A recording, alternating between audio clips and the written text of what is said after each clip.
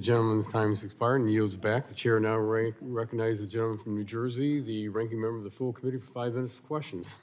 Thank you, Mr. Chairman. This is not my question, but I just have to say it's ironic you're talking about, what the previous administration did in terms of discouraging investment, which I don't agree. But I mean, the irony right now is that you and the Trump administration are doing everything you can to prevent any kind of moving forward on clean energy. And so why would anybody, you're killing all the clean energy initiatives around the country. And so, what's happening now, which is very sad, is that what we really should be for is all of the above in terms of energy. And my Republican colleagues claim that, but that's not what you and they do. You kill clean energy and you encourage fossil fuels. And this going back and forth is certainly not good for the future in terms of America's dominance or energy independence. But that's not what I wanted to ask Mr. Secretary. I wanted to talk about the fact that the Trump administration has been laser focused on raising energy costs for Americans despite what the president campaigned on. And an example came in the last month when your department ordered 2 power plants burning coal, natural gas, and fuel oil to stay online mere days before they were scheduled to shut down for good.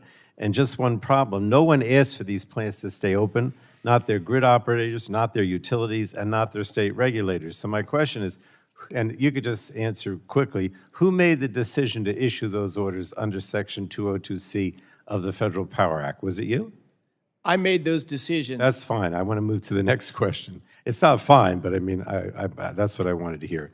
Now, your department ordered the utilities running those plants to get permission from FERC to charge customers to keep those plants online. According to the chair of Michigan's Utility Commission, those extra costs could cost homeowners and businesses tens of millions of dollars. And just in case anyone doubts these facts, I'd like to insert 2 articles on these orders into the record, Mr. Chairman. One is from the New York Times, and one is from the Washington Post that, back up what I just said. So let me just... Without objections to order.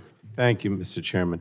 Mr. Secretary, your background is in the oil and gas sector, not the electric sector. So why do you think that you knew better than the grid operators, the utilities, and the state regulators, to actually try to revive these, even though no one seemed to care?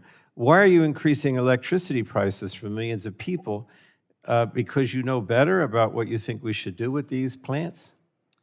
So keeping the coal plant open in Michigan, in southwestern Michigan, 2 days after we issued the order to stop that plant from closing, there was a blackout in MISO. MISO is the tightest reserve margin place we have in the country. You need to be able to keep the lights on. 2 days later, the lights went out.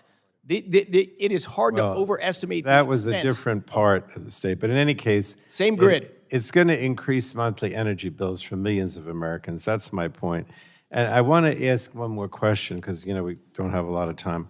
I want to turn to a statement you made about the department's loan programs office at a recent Senate hearing. You said, and I quote, "We do need to make sure we have funding available in the loan programs office because used judiciously, it's a way to leverage private capital to make things happen fast." Now, the Republican governors of South Carolina and Indiana have made it clear that achieving the administration's desired nuclear build-out will be impossible without the loan programs office. And I'd like to ask unanimous consent to enter into the record a letter from the South Carolina governor in which he states that without the existing federal tax credits and loan programs for nuclear power that making financing new nuclear power generation possible, that effort would be dead without the loan program.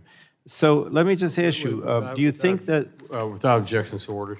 Thank you, Mr. Chairman. Do you think that it's possible if federal funding for the loan programs office is clawed back, that they're going to be able to accomplish this goal? That's not what the governor says.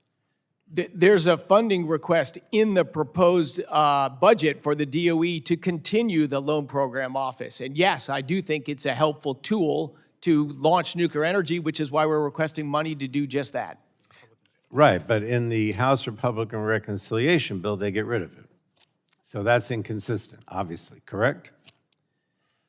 I'm not sure all of the funding is gone in the House Reconciliation Bill, but it says all unobligated funding. I mean, clearly it's going to cripple the program. I mean, all I'm asking you to say is you'd like to see the program continue despite whatever the Republicans are doing here. Is that accurate? That's accurate. All right. Thank you so much.